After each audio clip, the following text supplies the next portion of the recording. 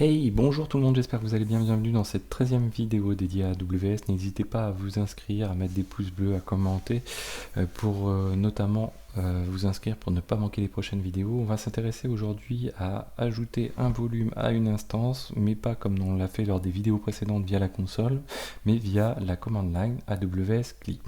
Donc pour faire ça, première chose, il va nous falloir créer un volume dans la même AZ que l'instance en question. Donc nous, notre instance, elle est là. Alors, on peut rechercher les éléments directement grâce à AWS EC2, AWS EC2 Describe Instances. Donc là, on va retrouver nos éléments. Sinon, quoi qu'il arrive, on l'a grâce ici. Ça va aller un petit peu plus vite pour faire la vidéo grâce à la console. Donc on va créer notre volume. Donc AWS create volume. Donc le type de volume, donc ça peut être GP2 correspond à SSD, sinon du HDD ou autre. L'availability zone et la size. Donc AWS create EC2 create volume. Donc on a dit le type de volume, donc volume type, voilà, volume type. Ensuite availability zone, donc on a dit EU West 3C cette fois-ci, et la size, size, et là on dit qu'on crée un volume de 100 Go. Alors qu'est-ce que j'ai? Volume type qui passe pas, ah oui, GP2, voilà. Donc là j'ai créé mon volume en question, donc on peut même checker par la console qu'on le retrouve bien. Donc on va l'avoir ici, donc je l'ai bien d'arriver ici, et maintenant on va l'attacher.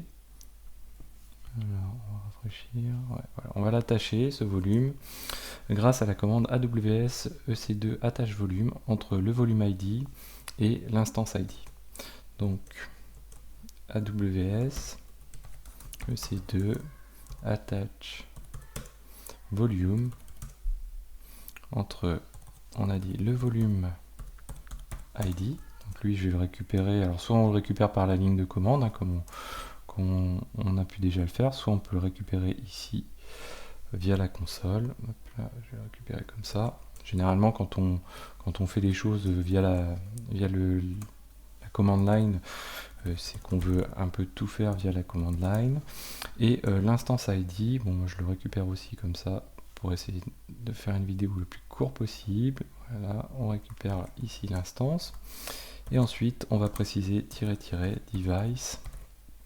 Et le device, nous, on va mettre un dev/sd G par exemple. Voilà.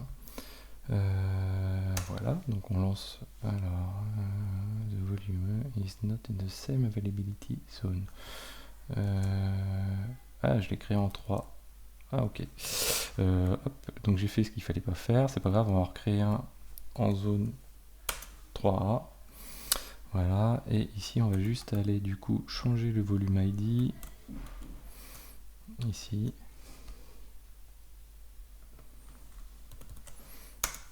Et voilà, du coup là on l'a bien attaché. On peut se connecter à notre instance.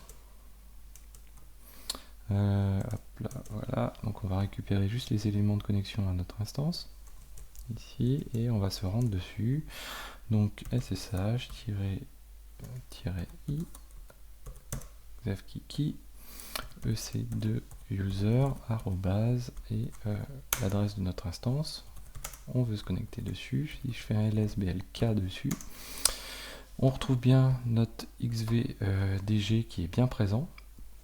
Donc si je fais un sudo file-s de /dev/xvdg, je me retrouve bien donc avec un file system qui n'est pas encore initialisé dessus, installé. Donc on peut faire un sudo mkfs-ti xfs de /dev xvdg. Ok, donc ça veut dire que sudo yum install, il faut qu'on installe xfs prox.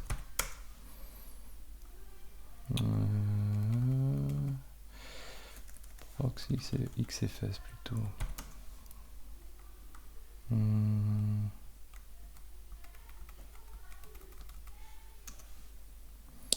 Alors j'ai un doute sur le nom du paquet, c'est pas grave.